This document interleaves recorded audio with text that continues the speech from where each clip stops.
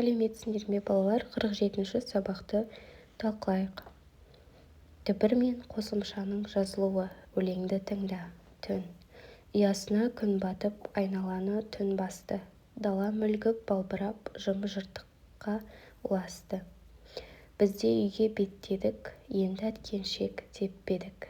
Ойнасақ та күн ұзақ, құмарына жетпедік.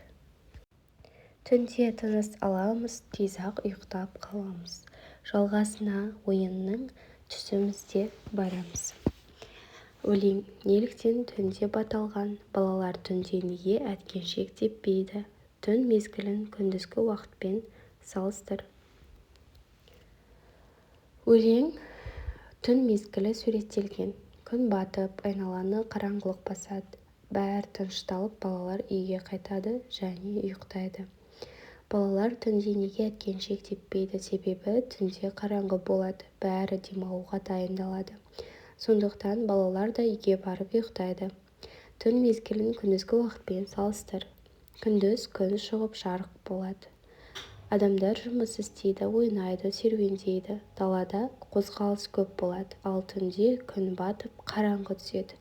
Барлығы тынығып ұйықтайды. Дала тыныш, жым-жырт болады. Міне осылай салыстырсақ болады.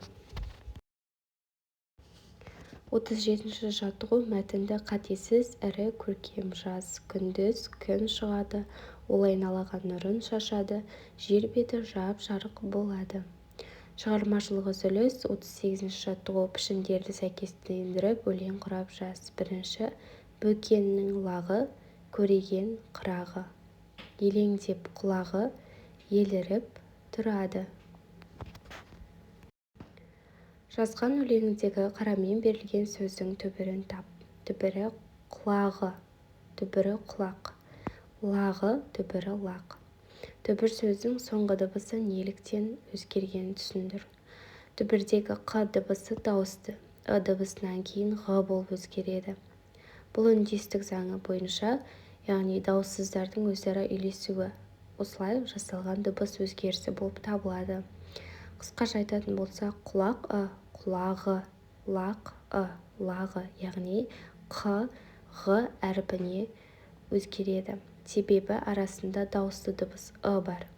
Осылай ы дыбысы келгенде айтылуы жеңіл болу үшін дыбыс жұмсарып айтылады. Ребусты шеш. Қ. Мына суретте ара, қара, шана. Шана сөзінен екі әріпті алып тастаймыз, сонда ша. Сонда қараша сөзі шығады. Осымен берілген тапсырмалар аяқталды. Тапсырмалар түсінікті болса, сау болыңдар.